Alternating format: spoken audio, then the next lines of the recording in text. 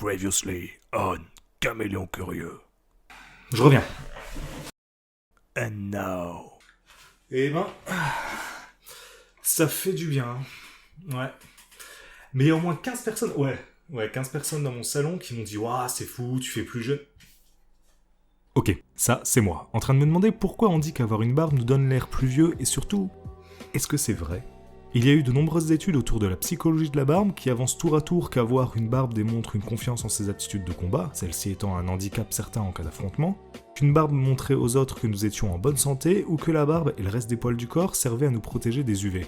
La barbe poussant 50 à 60% plus vite en été qu'en hiver. Mais une des études les plus complètes sur l'impact de la barbe est celle proposée en 2012 par Barnaby Dixon et Paul Vasey. Ceux-ci ont réuni des hommes barbus en leur demandant d'adopter différentes expressions neutres, joyeux et énervés, et les ont rasés en leur demandant d'adopter les mêmes expressions. Puis ils ont demandé à 200 hommes et femmes de juger chaque photo en essayant d'estimer l'âge de chaque personne, s'il s'agissait d'une personne agressive ou non, son attractivité et son statut social. Les résultats étaient sans appel. Avoir une barbe vous donne l'impression d'être plus âgé, d'avoir un meilleur statut social et d'être plus agressif.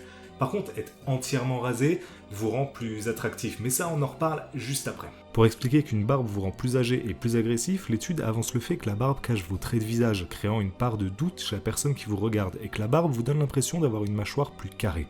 Ensuite, pour expliquer qu'avoir une barbe donne l'impression d'avoir une meilleure situation sociale, c'est justement l'agressivité qui a avancé pour répondre à ça.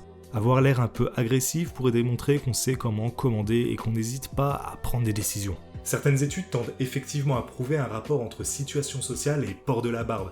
Mais bon, on a rarement vu un président barbu, alors à mon avis ça reste à prouver encore.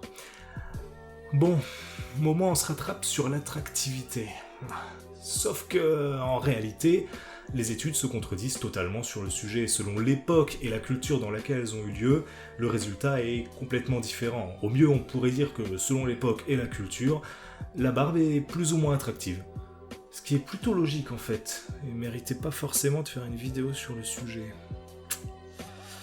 Bref, sur ce, c'est fini pour ces histoires de barbe. On se retrouve jeudi prochain pour parler de... Non, allez, je vous dis pas. À toutes.